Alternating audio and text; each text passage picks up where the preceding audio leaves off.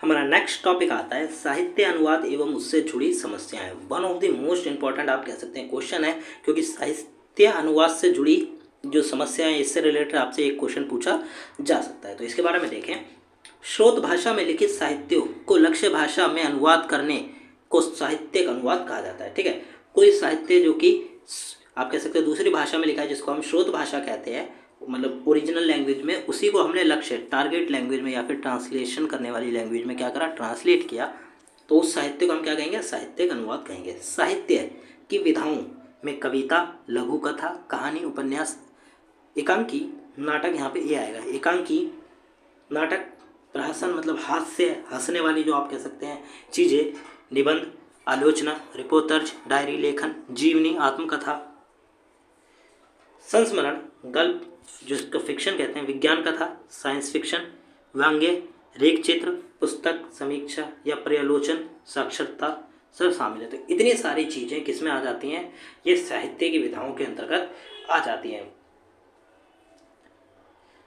साहित्यिक कृति का अनुवाद सामान्य अनुवाद से उच्चतर माना गया है। तो जो साहित्य के क्षेत्र में अनुवाद किए जाते हैं उसको सामान्य चीज़ों के अनुवाद से क्या माना गया, ऊंचा माना गया। क्योंकि साहित्य के क्षेत्र में अभी मैं आपको बताऊंगा क्या प्रॉब्लम्स आती हैं, तो उससे आपको पता चल जाएगा कि इसको क्यों ऊंचा माना गया है। साहित्यिक अनुवाद, साहित्यिक अनुवादक कार्य के सभी रूप जैसे भावनाओं, संस्कृति, बारीकी, स्वभाव और अन्य सूक्ष्म तत्वों का अनुवाद करने में भी सक्षम होना चाहिए। एक जो अनुवादक है, जो ट्रांसलेटर है, उसका काम क्या होना चाहिए, एक प्रकार से वो अपनी भावनाओं, मतलब जो साहित्य में जो भावनाएं बताई गई है उनको, साहित्य में जो संस्कृति बताई गई है, संस्कृति की बारीकी, संस्कृति का वो साहित्य का स्वभाव और अन्य जो सूक्ष्म तत्व साहित्य में अवेलेबल हैं, मतलब हैं, उनको अनुवाद करने में सक्षम होना चाहिए। मतलब ऐसा नहीं है कि साहित्य में, या फिर आपके साहित्य के उदाहरण के लिए हम लेते हैं पोइट्री को। सपोज करिए पोइट्री में जो मेन चीज़ बताई गई है वो कुछ और है ओरिजिनल में, परंतु ट्रांसलेटेड वर्जन में उसको बदल के कुछ और कर दिया गया। तो क्या वो पोइट्री की जो ट्रांसलेशन प्रोसेस है वो ठीक रही? नहीं। कुछ लोग कहते हैं कि साहित्यिक अनुवाद वास्तव में संभव ही नहीं है। तो कुछ लोग ये भी मानते हैं कि साहित्यों का जो अनुवाद है वो क्या है, संभव नहीं है। दो संस्कृतियों के बीच अनुवाद रूपी पुल का निर्माण में साहित्यिक अनुवाद की भूमिका सबसे महत्वपूर्ण होती है। ठीक है, तो दो संस्कृति, दो अलग अलग संस्कृति है, उनके बीच में जो अनुवाद रूपी पुल, मतलब अनुवाद के आप कह सकते हैं अनुवाद को एक पुल के रूप में प्रयोग किया जा रहा है दो संस्कृतियों के, आप कह सकते हैं मिलजुल के लिए। तो क्या होता है कि जो अनुवाद के द्वारा पुल का निर्माण किया जा रहा है, उसमें साहित्यिक अनुवाद की सबसे महत्वपूर्ण भूमिका रही है। जो साहित्यिक अनुवाद है उसकी महत्वपूर्ण भूमिका है दो संस्कृतियों के बीच में। इसका सीधा सा कारण यह है कि किसी भौगोलिक क्षेत्र का साहित्य उस क्षेत्र की संस्कृति, कला, रीतियों तथा प्रतिनिधित्व करता है। तो आप कह सकते हैं किसी भी क्षेत्र का जो वहाँ का साहित्य है, वो साहित्य क्या बताता है, वहाँ की संस्कृति, वहाँ की कला, रीति रिवाज का क्या करता है, प्रतिनिधित्व करता है, मतलब प्रेजेंटेशन का काम करता है। कहा भी गया है कि साहित्य समाज का दर्पण है। लोग ये भी कहते हैं कि जो साहित्य वो उस समाज का दर्पण है। बस यही वह चीज़ है जो साहित्य अनुवाद को बेहद उत्तरदायी और कठिन काम बनाती है। मतलब यही चीज़ है कि उस साहित्य में उस समाज की एक छवि देखने को मिलती है, तो ये चीज़ साहित्यिक अनुवाद को बहुत ही ज़्यादा कठिन बनाती है। किसी भी एक साहित्यिक कृति का उसकी मूल भाषा से लक्ष्य भाषा में अनुवाद करते समय कितने ही सावधानियाँ बरतनी पड़ती है। तो जब हम क्या करते हैं, एक जो ओरिजिनल लैंग्वेज में लिखा हुआ साहित्य उसको ट्रांसलेशन वाली लैंग्वेज में जब काम करते हैं, तो उस समय कई सारी परेशानियां और सावधानियां बरतनी पड़ती है। मतलब परेशानियां फेस करनी पड़ती हैं और सावधानियों को बरतना पड़ता है जब हम ट्रांसलेशन करते हैं। ये सभी सावधानियाँ सांस्कृतिक भिन्नताओं के चलते समस्याओं का रूप ले लेती हैं। ठीक है, तो अलग अलग संस्कृति के अकॉर्डिंग ये जो आप कह सकते हैं सावधानियाँ हैं, ये समस्या बन जाते हैं। क्योंकि सांस्कृतिक भिन्नता को समाप्त करने के लिए भाषा को मूल संरचना की भाषा में व्यक्त प्रतीक, भाव और उन अनेक विशेषताओं को सटीक तरीके से लक्ष्य भाषा में उतारना होता है। तो क्या बताया गया, क्योंकि जो सांस्कृतिक भिन्नता है, दो अलग अलग संस्कृतियों में जो भिन्नता है उसको समाप्त करने के लिए क्या करना पड़े, करने के लिए भाषा को मूल संरचना मतलब ओरिजिनल टेक्स्ट, भाषा को ओरिजिनल टेक्स्ट की भाषा में, मतलब मूल संरचना की भाषा में जो व्यक्त बताया गया, मूल संरचना में जो आपको प्रतीक हैं, जो उसके भाव हैं साहित्य के और जो अनेक विशेषताएं हैं उनको सटीक तौर पर लक्ष्य भाषा में उतारना। और साथ ही ध्यान रखना है कि लक्ष्य भाषा में उतरी कृति पढ़ने वाले सहज और आत्मीय लगे। मतलब ये भी ध्यान रखना है कि जब हम ट्रांसलेट कर देते हैं तो जब कोई रीडर मतलब पढ़ने वाला व्यक्ति उस चीज़ को पढ़ेगा तो क्या वो वही फील करेगा या फिर वही महसूस करेगा जो वो अगर ओरिजिनल चीज़ पढ़ता तो करता। इस चीज़ का ध्यान महत्वपूर्ण तौर पर रखा जाता है। हम सभी समझ सकते हैं कि यह आसान नहीं है, कारण बहुत सारे हैं। आइए इन विवेचनाओं को देखें। तो आइए देखते हैं। पहले आते हैं काव्यानुवाद समस्या, मतलब कविता से रिलेटेड जब हम अनुवाद करते हैं तो क्या क्या समस्याएं आती हैं। काव्यानुवाद एक प्रकार का भावानुवाद है, मतलब भाव किसी व्यक्ति या फिर राइटर जो लिख रहा है जो कवि है, कवि के भाव का हम क्या कर रहे हैं, अनुवाद कर रहे हैं, जिसे अधिकांश कवि ही करता है। मतलब कवि क्या करता है, अपने भावों को प्रस्तुत करता है कविता में, क्योंकि इसके लिए कवि की संवेदनशीलता की आवश्यकता होती है। तो क्या होता है, एक व्यक्ति जो कवि है वही किसी और व्यक्ति के द्वारा लिखी गई कविता को पढ़कर समझकर दूसरी लैंग्वेज में ट्रांसलेट कर पाएगा। ठीक है, क्योंकि ये इसके लिए क्या चाहिए, एक व्यक्ति कवि की संवेदनशीलता की आवश्यकता होती है। इसी कारण से तटस्थ बनाए रखना एक बड़ी समस्या बन जाती है। तटस्थ का मतलब कि जैसा दिया गया है बिल्कुल वैसे ही करना। काव्य में शब्दों के स्थान पर प्रतीकों का उपयोग बहुतायत होता है। जब हम कविता का क्या करते हैं, ट्रांसलेशन करते हैं, तो जो शब्द होते हैं उसमें जो वर्ड्स होते हैं उनके स्थान पर प्रतीक, ऐसे आप कह सकते हो प्रतीक ऐसे शब्द होते हैं जिनका अपना मीनिंग होता है और उनके पीछे अपनी एक सेपरेट डेफिनेशन होती है। ठीक है, तो ऐसे प्रतीकों का उपयोग बहुत ज़्यादा किया जाता है। इस संस्कृति के प्रतीक को दूसरे संस्कृति के प्रतीक के रूप में उपयोग नहीं किया जा सकता। ऐसा तो नहीं हो सकता कि जर्मन भाषा में लिखी गई कविता में जो शब्द दिए गए हैं उनको हम हिंदी भाषा में यूज़ कर लें, तो ऐसा तो नहीं हो पाएगा। ठीक है, तो ये क्या है, उपयोग नहीं किए जा सकते। और यही एक कारण है। ये क्या कारण है, यह है संस्कृति की भिन्नता का कारण। इसको एक उदाहरण से समझिए। उदाहरण के लिए गंगा नदी पर लिखी किसी कविता का अंग्रेजी अनुवाद करते समय हमको इंग्लैंड की संस्कृति में गंगा जैसी पवित्रता और मान्य नदी का प्रतीक खोजना होगा। तो अगर आप गंगा नदी की पे लिखी गई कोई कविता है उसको अंग्रेजी में ट्रांसलेशन कर रहे हैं, तो जब आपको करेंगे तो आप क्या ध्यान रखेंगे कि जो इंग्लैंड है, इंग्लैंड में जो संस्कृति है, संस्कृति में गंगा जैसी पवित्र नदी और माननीय, जिस नदी को मान्यता प्राप्त हो, काफ़ी बड़ी नदी हो, उसका प्रतीक आपको क्या करना पड़ेगा, खोजना पड़ेगा। अन्यथा गंगा के प्रतीक को अगर वैसे ही उपयोग किया जाए तो लक्ष्य पाठक को भारतीय गंगा के महत्व को अलग से समझाना होगा। मतलब इसको इस प्रकार से समझिए कि गंगा नदी की जो पवित्रता है वो वही लोग जान सकते हैं जो उसके आसपास के हैं या फिर उस देश के हैं। जैसे कि हम लोग गंगा नदी की पवित्रता को जानते हैं वहीं, परंतु अगर कोई आप कह सकते हैं इंग्लैंड का कोई वासी है, वो कविता पढ़ रहा है, तो हमें उसे सेपरेट बताना होगा कि गंगा नदी की क्या पवित्रता है, उसकी क्या मान्यता है। अगर हम बिना बताए उसको कविता दे देते हैं डायरेक्टली तो वो नहीं समझ पाएगा। तो इसके लिए क्या करना होगा, हमें गंगा नदी जैसी ही एक पवित्रता जैसी नदी ढूंढनी होगी और माननीय नदी ढूंढनी होगी। अगर हमें उसको इंग्लैंड में मतलब इंग्लिश में तब्दील करना है तो हमें इंग्लैंड में इस प्रकार की चीज़ें का प्रतीक ढूंढना होगा। इस प्रकार से यह कतई आवश्यक नहीं है। हिंदी में चरण कमल बंधु हरिराई में जिस तरह चरणों को कमल की कोमलता का प्रतीक माना गया है, वैसे ही किसी अन्य यूरोपीय या भारतीय भाषाओं में भी हो। ठीक है, तो अगर ये जो शब्द है चरण कमल बंधु हरिराई, तो अगर हमें इस शब्द को किसी और लैंग्वेज में ट्रांसलेट करना है तो हमें क्या करना होगा, इसके जैसे महत्व की चीज़ को ढूंढना होगा।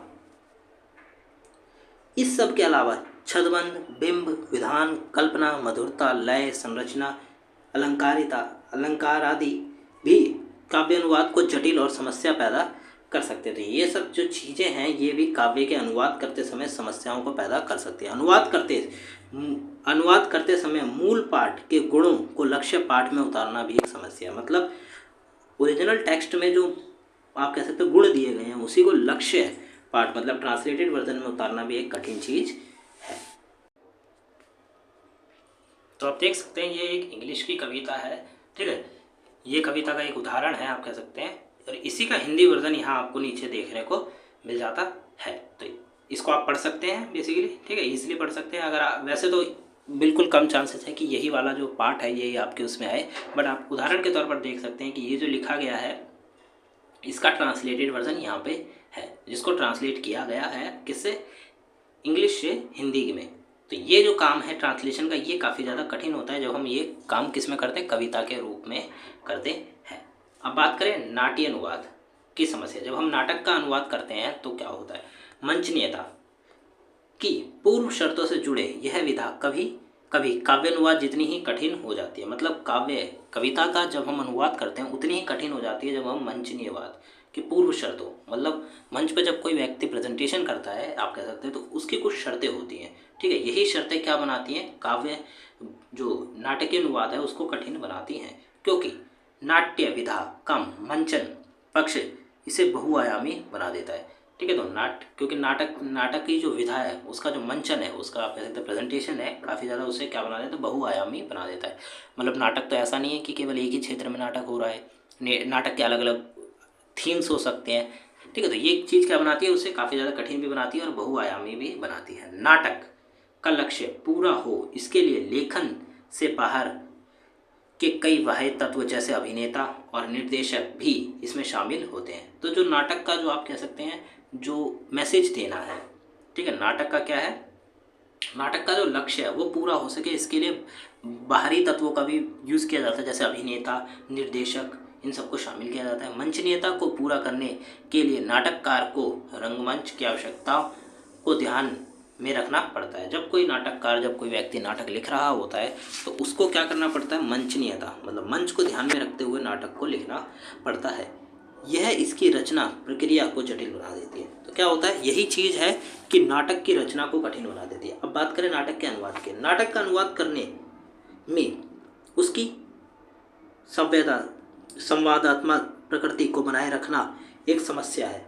मतलब नाटक का जब अनुवाद करते हैं तो दो व्यक्तियों के बीच में नाटक में जो आप कह सकते हैं संवाद हो रहा है, बातें हो रही हैं, वो उसकी जो प्रकृति है वो क्या बना देती है, इसको कठिन कर देती है, क्योंकि उसके पात्र को समस्त गुणों को लक्ष्य भाषा के पात्रों में ठीक उसी तरह दिखना चाहिए। मतलब उदाहरण के तौर पे समझिए कि अगर हम लोग कोई रामायण जो नाटक है, आप रामायण की प्रेजेंटेशन की जा रही है भारत में किसी हॉल में या फिर आप कह सकते हैं स्टेज पर, और वही प्रेजेंटेशन विदेश में की जा रही है।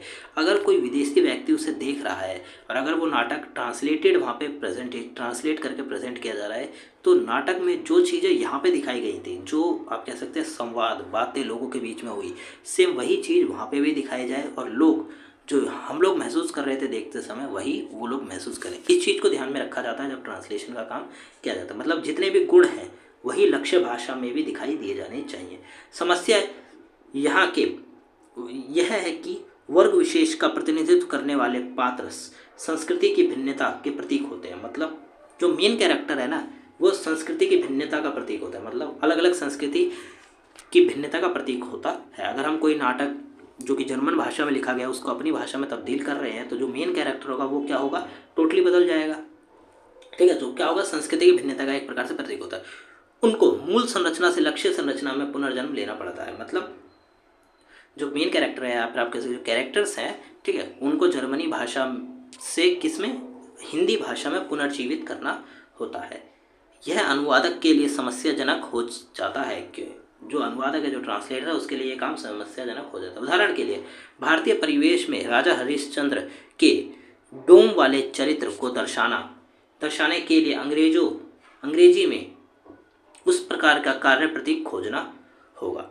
तो अब क्या है कि जो भारत में जो राजा हरिश्चंद्र है, ठीक है, जो आप कह सकते हैं राजा जो हरिश्चंद्र, उनका जो प्रतीक है वो काफ़ी ज़्यादा स्वच्छ दिखा है। एक ऐसा व्यक्ति जो कि अपने जीवन में आप कह सकते हैं जो भी मांगा गया व्यक्ति से उसने कभी झूठ नहीं बोला, ठीक है, जिस व्यक्ति ने उससे जो मांगा वो उसने दिया। तो इस प्रकार का जो आप कह सकते हैं रोल है, वही हमें अंग्रेजी में उसी प्रकार का प्रतीक को खोजना होगा, उसी प्रकार के प्रतीक को अंग्रेजी भाषा में ढूंढना होगा।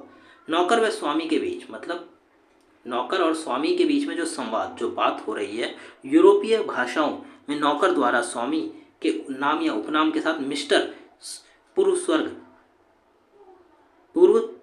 स्वर्ग लगाकर संवेद को प्रस्तुत किया जाता है। तो आप देखेंगे कि हमारे यहाँ क्या होता है भारत में कि अगर नौकर और स्वामी के बीच में बात हो रही है तो सिंपली हम बेसिकली कैजुअली बात करते हैं, ठीक है, ज़्यादा से ज़्यादा हम सर बोल देते हैं। परंतु वहाँ पे क्या है, यूरोपीय भाषाओं में देखें तो नौकर के द्वारा स्वामी के नाम को या उपनाम को क्या किसके साथ जोड़ा जाता है, मिस्टर, मिस्टर लगा के उनके नाम में यूज़ किया जाता है। लेकिन हिंदी में ऐसा संभव नहीं है, हिंदी में ऐसा नहीं, हम हिंदी में नाम के साथ मिस्टर तो नहीं लगा सकते क्योंकि बेसिकली ये हमारी संस्कृति में ही नहीं है, तो इस चीज़ का ध्यान रखा जाता है। बल्कि हिंदी में ऐसा करना नाटक के प्रभाव को बाधित करेगा, वह पढ़ने वालों को भी अजीब अनुभूति होगी। मुहावरों तथा लोकगीतियों का भी नाटक में भरपूर उपयोग किया जाता है। मुहावरों का भी यूज़ किया जाता है, लोकगीतियों का भी यूज़ किया जाता है, किसमें, नाटक में। और अनुवाद की समस्याओं पर चर्चा करते समय हम देख चुके हैं कि इनके लक्ष्य भाषाओं में पुनर्निर्मित करना टेढ़ी खीर मतलब कठिन काम साबित होता है। तो क्या होता है कि जो मुहावरों का यूज़ किया जाता है, सेम जो मुहावरा है उसको ट्रांसलेट करके हमें अगर उसमें देना है दूसरी लैंग्वेज में, तो उसके लिए हमें सेपरेट जो मुहावरा है जिसका अर्थ हिंदी में सेम था वही अर्थ हमें इंग्लिश में भी ढूंढना पड़ेगा। नाटक में संवादों के माध्यम से अभिनेता भाव को प्रकट करता है। नाटक में क्या होता है, संवाद, बातों के द्वारा ही व्यक्ति अपने उसका जो भाव है वो प्रकट करता है। अर्थात इसमें संवादों शब्दों का चयन यह सोचकर किया जाता है कि अभिनेता संवाद प्रस्तुत करते समय किसी शब्द को कैसे बोलेगा या बोलेगी, उच्चारण की ध्वनि को ही भाव क्या होगा। तो नाटक में ऐसा तो नहीं है कि व्यक्ति के मन में क्या चल रहा है आपको ये पता होगा, तो वो व्यक्ति ये किसके थ्रू आपको दिखाता है, आपको अपने संवाद बातों के द्वारा दिखाता है। तो इस चीज़ को भी ध्यान में रखा जाता है। और वो क्या बात करेगा या उसको किस लय में बोलेगा, इस चीज़ का भी ध्यान रखा जाता है। ठीक है, उच्चारण की ध्वनि क्या होगी, ये उसके भावों को प्रकट करती है। अब मूल भाषा के संवाद को इस भाव या विशेषता को अनुवादक द्वारा लक्ष्य भाषा में उतार पाना एक विकट समस्या है। ठीक है, तो यही चीज़ को किसी और लैंग्वेज से किसी और लैंग्वेज में चेंज करना एक कठिन काम है। रघुवीर सहाय ने शेक्सपियर के नाटक मैकबेथ का अनुवाद किया था। ठीक है, तो प्रसिद्ध रंग निर्देशक बीवी क्रांत की देखरेख में किया था। यही कारण है कि यह अनुवाद आज नाट्यवाद के लिए आदर्श बन गया है। तो जो शेक्सपियर के द्वारा लिखा गया एक नाटक है मैकबेथ, ठीक है, तो उसका ट्रांसलेटेड वर्जन ये रहा। तो इसको आप देख सकते हैं, इसकी कुछ 4 पंक्तियाँ दी गई हैं, इन्हीं 4 पंक्तियों को यहाँ पे क्या किया गया, ट्रांसलेट किया गया है। वो देख सकते हैं, इसका भी उदाहरण आप याद कर सकते हैं। बेसिकली आपको एग्जाम्स में जो दिया जाएगा वो टोटली अलग होगा, बस आपको उसको ट्रांसलेट करना होगा। हो सकता है आपको कोई इजी सा पैराग्राफ दे दिया जाए, उसको आपको किससे, हिंदी से इंग्लिश में और इंग्लिश से हिंदी में आपको ट्रांसलेट करने का मौका वहाँ दिया जाएगा। इस टाइप का क्वेश्चन आपसे पूछे जा सकते हैं। फिर आता है कथानुवाद समस्या, मतलब कथा या कविता से कथा आप कह सकते कहानी से रिलेटेड जो अनुवाद है उसके बारे में। कविता तथा नाटक की ही तरह कहानी, उपन्यास अथवा कथा साहित्य के सर्जन के स्तर किसी भी तरह से हल्का या कम नहीं हो सकता। ठीक है, तो कविताओं का और नाटक का जिस तरह से अनुवाद करना कठिन है, उसी प्रकार कहानी और उपन्यास का भी अनुवाद करना कठिन है। ये काम कोई हल्का काम नहीं है, इसीलिए इसका अनुवाद किसी भी तरह से सहज या सरल क्रिया नहीं होता। तो ना ही ये काम कोई सहज काम है, मतलब ईजी, और ना ही सरल क्रिया है। कथा का अपना एक विशिष्ट प्रारूप होता है। तो कथा का क्या होता है, अपना एक विशिष्ट प्रारूप होता है। इसमें साहित्यों की अन्य विधाओं के गुणों में भी अंतर्निहित होते हैं। अलग अलग साहित्य के जो अलग अलग आप कह सकते हैं गुण हैं, वो आपको कथाओं में देखने को मिल जाते हैं। जिस तरह से नाटक के पात्र अपनी संस्कृति की पृष्ठभूमि का प्रतिनिधित्व करते हैं, कथा साहित्य में पूरे पाठ को एकल इकाई के रूप में प्रस्तुत व ग्रहण करने से ही उसका अर्थ स्पष्ट होता है। तो जिस तरह कोई नाटक हो गया, ठीक है, वहाँ पे जो पात्र है, जो आप कह सकते हैं जो परफॉर्मेंस कर रहे हैं, वही वो लोग क्या दिखाते हैं, संस्कृति और पृष्ठभूमि का प्रतिनिधित्व कर रहे हैं। उसी प्रकार जो साहित्य का जो पूरा का पूरा पाठ है, कंप्लीट जो आप कह सकते हैं कंप्लीट कहानी है, कंप्लीट कहानी को एकल इकाई, पूरी एक इकाई के रूप में प्रस्तुत करना और ग्रहण करना क्या है, उसका अर्थ स्पष्ट करती है। अगर हम कहानी को अलग अलग पढ़ेंगे तो हमें बेसिकली समझ में नहीं आएगा, परंतु जब हम कहानी को ऊपर से नीचे तक पूरा पढ़ेंगे तो हमें उस कहानी का जो अर्थ है वो समझ में आएगा। अर्थात संपूर्ण पाठ एक श्रृंखला जैसे होता है जो आपस में गुथी होती है। मतलब कहानी के जो पार्ट्स हैं ना, वो एक दूसरे से जुड़े हुए हैं। अगर हम एक पार्ट पढ़ के दूसरा नहीं पढ़ते हैं तो बेसिकली हमें वो समझ में नहीं आएगा। और प्रदान करती है। इस तालमेल को अनुवाद में कायम रखना एक समस्या बन जाता है। मतलब वही कि एक पार्ट से दूसरे पार्ट को जोड़ना एक क्या बन जाता है, अनुवाद के क्षेत्र में एक प्रॉब्लम सी बन जाती है। साहित्य की अन्य विधाओं के अनुवाद की तरह ही इस विधा में भी अनुवादक को कथ्य का विभाजन एवं शिल्पगत प्रयोग पर चिंतन मनन करना पड़ता है। तो क्या है, कथाओं का जो है विभाजन किया जाता है, विभाजन हो रखा है, ठीक है। तो उसको ध्यान में रखते हुए क्या करना पड़ता है, चिंतन और मनन करना पड़ता है अनुवादक, ट्रांसलेटर को। अनुवादक कभी कुछ छोड़ता है तो कभी कुछ हटाता है। अनुवादक क्या करता है, कुछ हिस्से हटा देगा, कुछ हिस्से जोड़ देगा, इस प्रकार से। इस सारे कार्य और गतिविधि के साथ उसे मूल पाठ के भाव को बनाए रखना होता है। मतलब वो कुछ हिस्से को हटाएगा, कुछ हिस्से को जोड़ेगा। और क्या एंड में क्या निकलना चाहिए, जो भी ओरिजिनल जो टेक्स्ट था, ओरिजिनल जो कंटेंट था, उसका मूल पाठ आपको किस में, ट्रांसलेटेड वर्जन में देखना चाहिए। मतलब उसका जो आप कह सकते हैं मेन थीम था, वो आपको ट्रांसलेटेड वर्जन में मिलना चाहिए। स्रोत एवं लक्ष्य भाषा के सही प्रतीकों का चयन यहाँ भी उतना ही कठिन है और समस्या प्रदा है। सही प्रतीक का चुनाव करना कविता और नाटक में भी कठिन है और यहाँ पे भी कठिन है। किंतु हिंदी कहानियों में हिंदू विवाह 7 फेरों के साथ लिए जाने वाले 7 वचनों के प्रतीक के रूप में दूसरी भाषा में उतारना, जहाँ पर इस तरह की संकल्पना भी समस्याजनक हो सकती है। अब भारत में जो विवाह होता है, ठीक है, हिंदू धर्म में जो विवाह है उसमें 7 फेरे और 7 वचन का जो आप कह सकते हैं महत्व है, वही हमें महत्व ढूंढना है दूसरी भाषा में, उस भाषा के शब्द को लेकर। मतलब उस भाषा में आपको ऐसा प्रतीक ढूंढना है जिसका महत्व क्या हो। जैसे भारतीय संस्कृति में 7 फेरे 7 जन्म, मतलब आप कह सकते हैं 7 फेरे 7 वचन 7 जन्म तक क्या हो जाता है, एक व्यक्ति पति पत्नी एक साथ हो जाते हैं। उसी प्रकार का आपको प्रतीक दूसरी भाषा में भी ढूंढना है। और ये एक चीज़ क्या बन जाती है, समस्या बन जाती है लोगों के लिए का प्रतीक खोजना, किंतु दुष्कार समस्या हो सकती है। चरण स्पर्श का समतुल्य यूरोपीय भाषाओं में खोजना एक समस्या है।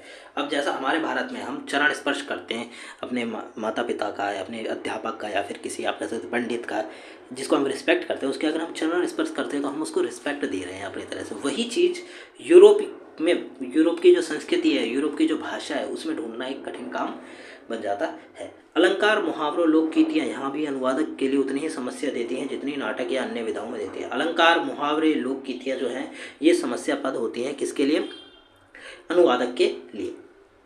वह गौ समान है, जैसे मुहावरे के लिए दूसरे देशों में गाय के जैसा सीधा और सम्मानित पालतू प्रतीक को खोजना एक दुष्कर कार्य हो सकता है। अब जैसे कि भारत में क्या है, वह गौ समान है, हम ये उदाहरण देते हैं कि वह गौ समान है, मतलब वो एक प्रकार से क्या है, सीधा साधा है और एक समान व्यक्ति है, सम्मानित है, गाय को सम्मान प्राप्त है भारत में, ठीक है, और वो क्या है, सीधा साधा है। तो सेम यही चीज़ हमें किसी और भाषा में ढूंढना क्या है, एक समस्या बन जाती है।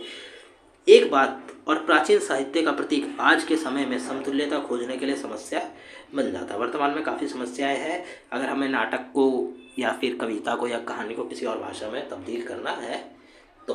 अब देखें, सभी साहित्य विधाओं के अनुवाद में अनुवादक को कमोबेश समान समस्याओं का सामना करना, मतलब बहुत सारी समस्याओं का सामना करना पड़ता है जब हम साहित्य अनुवाद करते हैं। तो अनुवाद के दौरान 2 भाषाओं का आपसी संचार, अनुवादक की संवेदनाओं, शोध, साहित्यों की मूल संस्कृति की समझ, प्रतीक, मुहावरे, लोकगीतियों का भरपूर ज्ञान आदि ऐसे गुण हैं। तो क्या है, अनुवाद के दौरान जब 2 भाषाओं में हम क्या करते हैं, संचार करते हैं, तो अनुवादक की संवेदना, उसके स्रोत, साहित्य, उसकी मूल संस्कृति की जो जानकारी है उस अनुवादक के ट्रांसलेटर के पास, प्रतीक, मुहावरों और लोकगीतियों की जो जानकारी है वह क्या है, एक प्रकार से अनुवादक के गुण हैं जो साहित्यिक अनुवाद के लिए अपरिहार्य है। साहित्यिक अनुवाद के लिए प्रतिभा, क्षमता और अभ्यास तीनों का अत्यधिक महत्व है। जब कोई व्यक्ति साहित्य का अनुवाद करता है तो उसमें प्रतिभा, उसकी क्षमता और उसका अभ्यास, ये तीनों चीज़ें बहुत ज़्यादा इम्पोर्टेंट है। अब निबंध के अनुवाद के बारे में बात करें, निबंध का जब अनुवाद करते हैं तो उसके बारे में देखें। निबंध का अनुवाद अपेक्षाकृत अधिक संश्लिष्ट होता है। इसमें विचार एवं वर्णों के साथ साथ काव्यात्मक, लयात्मक भी होता है। अब देखिए, जब हम निबंध का क्या करते हैं, अनुवाद करते हैं, तो ये भी एक प्रकार से आप कह सकते हैं कठिन काम होता है। इसमें हमें क्या करना है, विचार, किसी व्यक्ति के विचार, वर्णन, विचार और वर्णन के साथ साथ काव्यात्मक लय, लयमिकता, मतलब निबंध में जो बात लय में बोली जा रही है वही बात हमें दूसरी भाषा में उसी मतलब उस भाषा से रिलेटेड लय में बोलना या दिखाना है भी होता है, जिसे पकड़ना और अपनी भाषा के अनुकूल बरतना बहुत आवश्यक होता है। निबंध की भाषा चुस्त, सरस, प्रवाहमान होती है। तो निबंध की जो भाषा होती है वो क्या होती है, चुस्त होती है। भाषा में आपको चुस्ती देखने को मिल जाएगी, सरस होती है और प्रवाहमान। जो व्यक्ति उस निबंध को पढ़ता है वो उस निबंध के द्वारा क्या हो जाता है, प्रवाह के अंतर्गत आ जाता है। इसमें उसमें प्रयुक्त शब्दों में गहराई, सांस्कृतिकता और मुहावरों में लयता का पुट भी होता है। तो जो निबंध लिखा गया है उसमें क्या मिलेगी, संस्कृति की गहराई मिलेगी, मुहावरे मिलेंगे, लोकगीतियाँ मिलेंगी, उसमें आपको देखने को मिल जाते हैं। इसीलिए अनुवादक को इन चुनौतियों से जूझकर ही सफलता मिलती है। जब कोई अनुवादक इन चुनौतियों को फेस करके एक अच्छा सा अनुवाद मतलब ट्रांसलेटेड वर्जन लोगों के सामने प्रस्तुत करता है तो उसे क्या मिलती है, आप कैसे सफलता मिलती है।